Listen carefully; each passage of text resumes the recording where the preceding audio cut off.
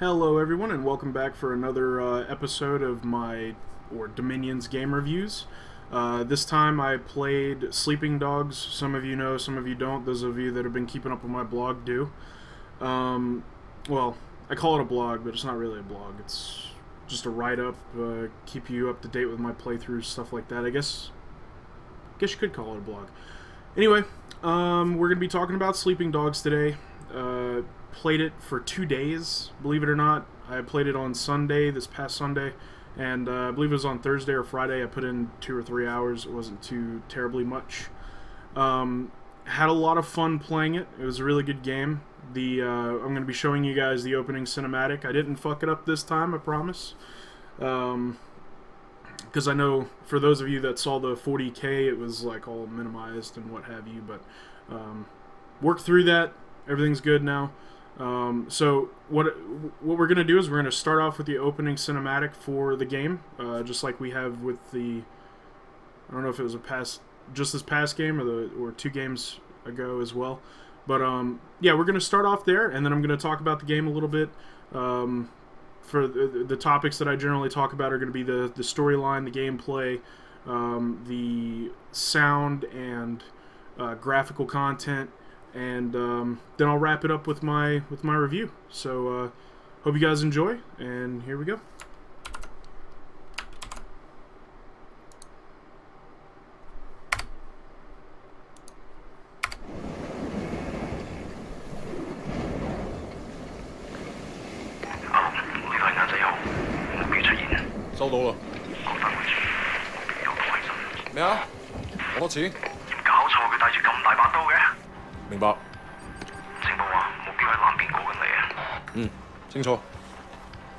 OK， 各單位準備，同我睇實佢。你捉個 Wei Shen 先好啊。He's only. I'm not fucking blind. Relax, old boy. We're on the same side, remember? 條友都幾串喎。喂，有冇貨？ Yeah, you got the money? 喂，情況有變。咩啊？有個碼頭警衛，佢由後面上緊嚟啊！揾人截住佢啦！冇可能，我哋呢度太遠啦，路。細路唔好亂嚟啊！ Look, I can get you 3-4 keys a week if you want. 睇下點？ What? My shit's not good enough for you? 喂，究竟發生咩事啊？咩啊？邊撚個啊你？停手，咪喐！ Come, my friend. Just Are you crazy? No, don't. Maybe we can sort something out, huh? 你兇我啊！你知唔知我係邊個啊？所有伙計唔好俾佢走得啦！截住佢！好傷害我啊 ！Fucking hell! Don't do it, man! Don't do it! 香港警察，我亂嚟啊 Let's go! Let's go!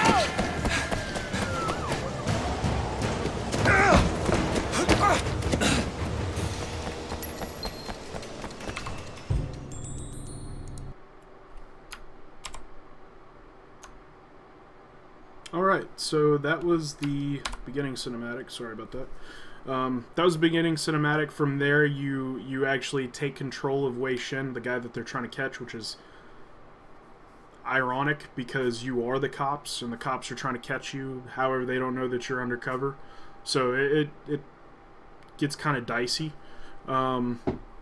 You take control of Wei Shen, and you're immediately shown how awesome the game is, how awesome the gameplay is, and you hop over tables, you hop over gates, you jump from roof to roof. It's really fantastic the way that they pull you right into the game. I really enjoyed the opening cinematic. I hope you guys did too. I know you didn't get to see the full playthrough as far as, you know, going through it and all that goes. If enough of you want me to do a playthrough, I could certainly arrange that. Wouldn't be a problem. Like I said, it only took me 2 days to beat it, so you know, it's not really that big a deal. Okay, so the different aspects of the game. First of all, let's start with the storyline. I describe this movie as one of the only movies that I have always ever wanted to see. Okay, so all those games and things that, or all those movies that you used to watch, like Die Hard and some of the other cop movies. They're escaping my mind right now, but some of the other cop movies that you've ever seen in the past really pale in comparison to this. Although, you know, they'll always be awesome. There's nothing that's going to replace them, but this one is amazing. Okay, you start off running from the cops, as you saw, and running from this fat drug dealer guy, although he's not going to be able to catch you.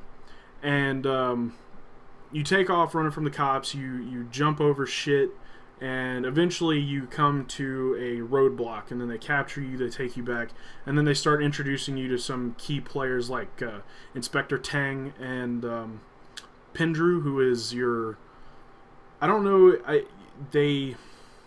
later on, he becomes a part of an agency that is in England or the UK, if I'm not mistaken. But to me, he could easily pass as an American, or at least a British American. So the storyline is really good. The whole point of the game is to become a part of the Sonon Yi, which is this triad in Hong Kong, and you start off as a foot soldier. You earn the trust of your superiors, or the Red Pole members, is what they call them. And you have a buddy that actually pulls you in, takes you in, and helps you accomplish your goals without knowing that you're a cop. And it turns out that, you know, your character, Wei Shen, has an amazing backstory with just about all of the characters that you come across. Dog Eyes, the guy that you end up with, I can't remember his name for reasons that I'm not going to say. And overall, the storyline's really good. It really is. It's just a movie. Like, I can't really say that it's an RPG. It is, but it isn't. I felt more like I was just active in a movie than anything else. So, that being said, it's definitely worth a playthrough at least once, just so that you get the storyline. But like any other movie, I only have two options. I'll either watch it again or I won't. And this is one of those that I probably wouldn't watch again. It's good. Don't get me wrong. It's good. I am so happy that I played through it the first time, but it's just, I don't know. Maybe it's not me. So, going into the gameplay, this is the aspect of the game that really kept me going. Which is sad, because you would think that the storyline would, but it all molds together into this awesome, we'll call it a cake. It's got all the amazing ingredients to make this great cake. And the whole live action play, the fighting, when you start off, at least I did, I sucked. It was terrible. Countering was off. My attacks were off. I was hesitant to do anything but counter, because I was scared that I was going to get my ass handed to me by a brawler or a grappler. And there's three different kinds of villains. There's just your standard martial artist. They just toss kicks and punches around. And then you've got the brawlers, which are more like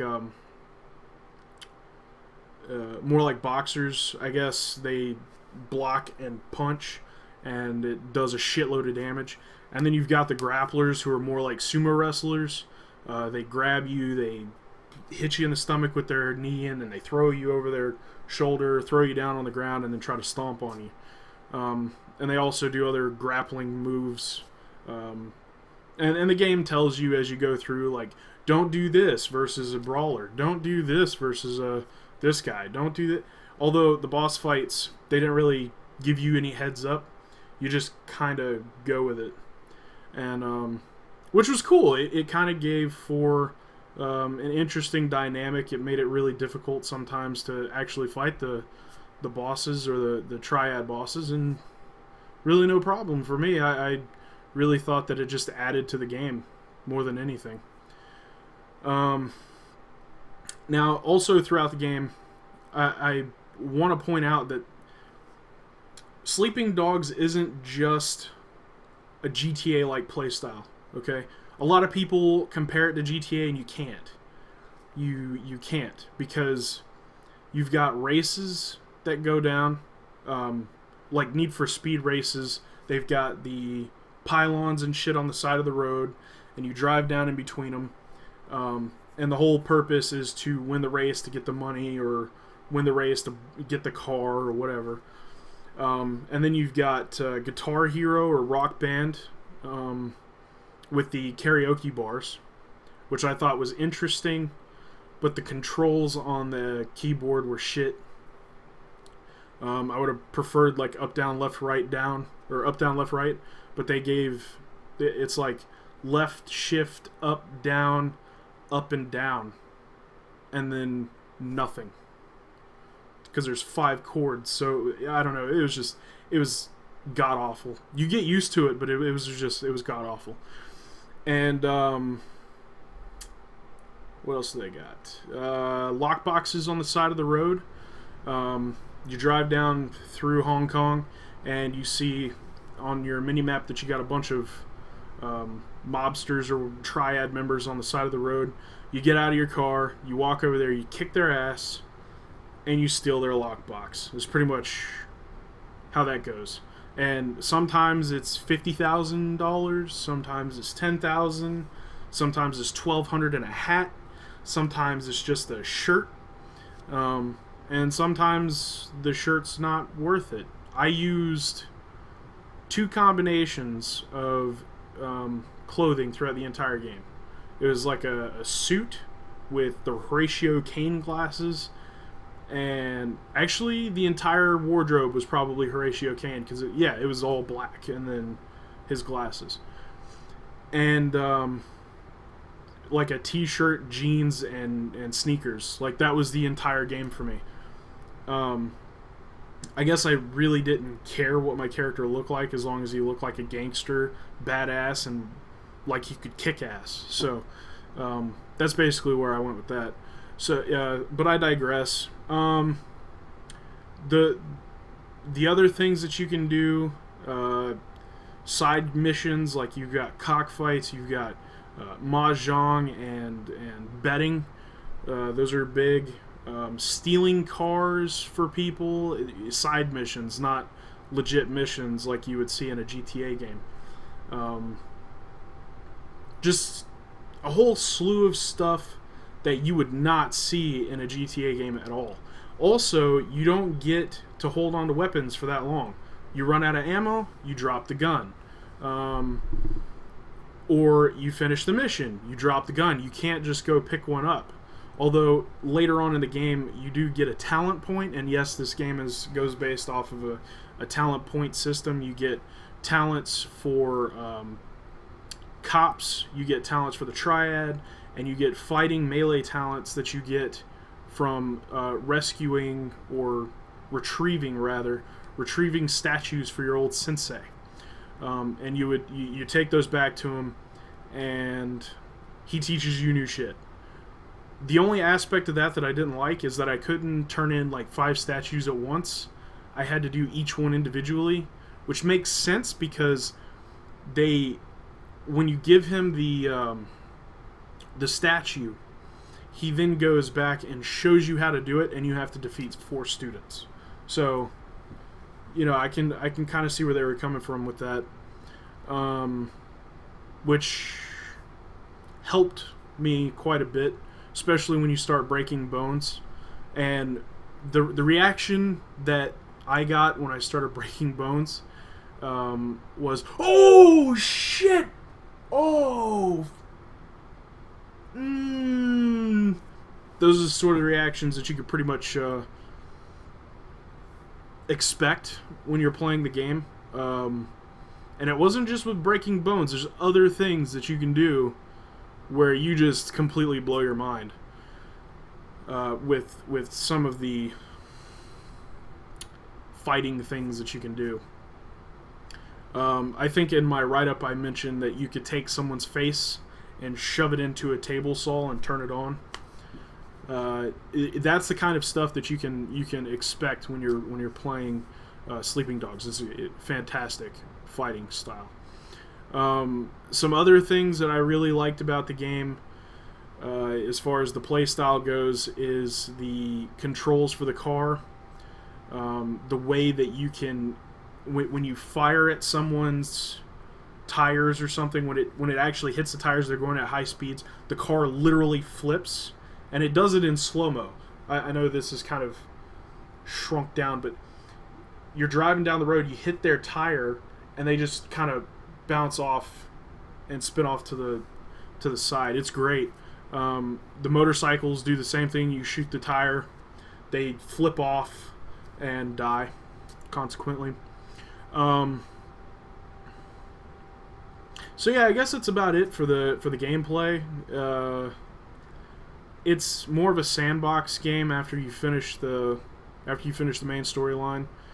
The side quests are really good in that they do really well at integrating into the storyline at least a little bit, even if it's just a smidge. I know there's a couple of games that I've played where the storyline and the side quests had nothing to do with each other at all, and that really upset me when I was playing those games. So it was a nice change of pace to have that not happen in this game. So graphics, music, and voice acting. Okay, so we'll start with the graphics. They're on par with the GTA series, I would say. They're pretty on par. There were some things that I think that could have been fixed, but with Hong Kong being such a big place, it wasn't a big deal. It was more like round objects were a little bit square or octagonal almost. But other than that, I really didn't have any complaints. The signs reminded me of Hong Kong. Not that I've ever been, but if I had to picture it, this is exactly what it would look like. The signs were all over the place. Kind of reminds me of a Cowboy Bebop type feel, a little bit. You know, when he's in the main towns and there's like market squares and just thugs on the street corner, people stealing purses, just the whole shebang. It's all there. It really is. It's all there. And some of your side missions include that as well. Like you'll walk up, you'll talk to a female, and then all of a sudden you'll get bum rushed. You'll get hit in the back of the head. People will steal $1,500 and just jet, and you gotta chase them down and knock them out to get your money back. So anyway, again, digressing. The graphics are fine, especially the fighting graphics. No complaints. Like, I didn't end up falling through a floor when one of the enemies would like pick me up and slam me down. Like, I didn't go through his shoulder. There was nothing wrong with it. I was impressed, extremely impressed, actually. Because usually when someone takes over a game like Square Enix did from Activision, it's shit, but they did a fantastic job. No complaints as far as the graphics go. The music, phenomenal. When you were being chased, you had music playing, and it was all Oriental type music. It wasn't like a weird rock or anything. It was legit, like you felt like you were in China.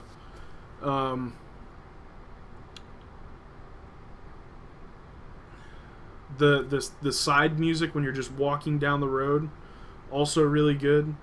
When you're walking down through the market square, people are yelling at you, "Hey, come try out my goods," or "Hey, I got shirt for you," or "Hey, come get a massage." Like, it was just, you felt like you were in downtown Hong Kong. Like, I don't know how else to explain it other than that. They did a fantastic job displaying the actual city and everything that I would think it would be.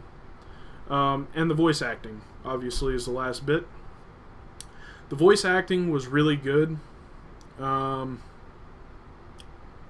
Wei Shen, obviously, he was fantastic. There were times where I even felt like his loyalty with the police force was starting to break off. But then, I just... No complaints. No, I wish I had complaints for you guys. I know that sounds bad, but I wish I had complaints, because it's just... It's portrayed perfectly. Everybody. Pindrew, Wei, Dog Eyes, Big Smile Lee. Oh, yeah, there was the fat cousin. Two Chin Show or something? Two Chin something. They just called him Two Chin. He was an asshole. I hated him. Worst character in the game. And why did he gotta be so big? I mean, dude must have weighed 700 pounds. This is ridiculous. But, oh, and he had a crack problem, which really doesn't pan out, because generally crackheads are skinny. I don't know. So, music, and, yeah, I guess we're on to the rating, huh? Yeah. Alright, so the ratings. As far as I'm concerned, this game gets a 9 out of 10. Although I think the replayability of the game is really low, and I probably won't play through the storyline again. If I do play it, it's to kick ass and to finish up the side quests. But for the most part, I really think that this was a phenomenal game. I think Square Enix and United Front did a fantastic job. They nailed the nail right on the head, and it just... I got no real complaints. None whatsoever. Well, I mean, aside from the obvious port over problems where you'd be in the middle of something and the game would just crash or it would just close. Horror stories, I'm telling you. Although, I will say that a lot of times it happened after a save, so take that for what it's worth. Although it was still upsetting, it wasn't nearly as bad as, say, when I was playing Prototype 2 in the middle of a boss fight and then it crashed out. So, you know, because it didn't happen like that, I could still give the game a 9. Yeah, I could still give it a 9. So, I hope you guys enjoyed it. I hope you guys got something from this. If you feel like there's anything else I should have included, I will just leave it in the comments below. Be sure to subscribe. I'm going to be doing this as much as possible. I've got another poll up on our website. Let me see what the 3 games are. I've got Sniper Elite, Darksiders 2, and Orcs Must Die 2 up. So, if you guys think that we should add some other games into this mix, just, again, comments below. And until next time, I will see you guys on the flip side.